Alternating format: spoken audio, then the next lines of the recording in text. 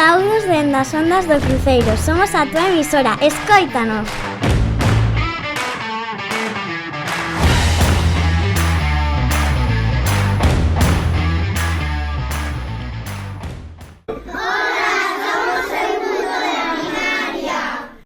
Ti sabes onde naceu Ángeles Alvariño? En Ferrol. Anda, como nós. É da nosa idade. Que va? Ela naceu en 1916.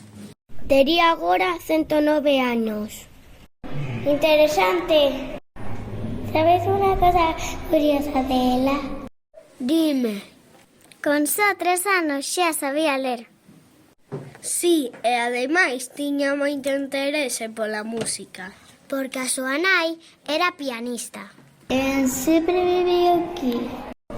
Non, primeiro foi estudar bacharelato a Santiago de Compostela. E despois marchou a Madrid para estudar a carreira de Ciencias Naturais. Pero en 1936 estalou a Guerra Civil. E como pecharon as aulas, tivo que volver a Ferrol.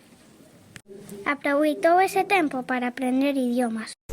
Sí, un montón, inglés, francés e alemán. Ademais, puido estudar as nosas costas. Por exemplo, a Praia de Niños. Pero cando rematou a guerra, volveu a Madrid Para acabar os seus estudos. e xa empezou a traballar como investigadora. Non, tivo difícil, porque naquela época só aceptaban homes. Entón, como fixo? Pois demostrou ser tan boa investigadora que acabaron aceptándoa. Si, nese momento empezou a traballar no Instituto Español de Oceanografía. Pero logo viaxou por todo o mundo. Foi a primeira muller científica a bordo dun buque oceanográfico inglés. E acabou vivindo nos Estados Unidos.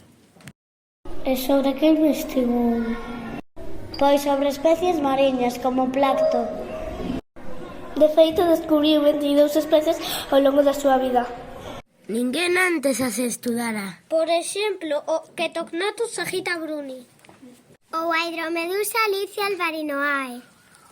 Cando morreu en 2005, tiña escrito un libro sobre as aves e outros animais mariños que encontrou nunha expedición. E foi a súa filla que acabou de facelo. Traducindo para que pudiésemos enterarnos nós.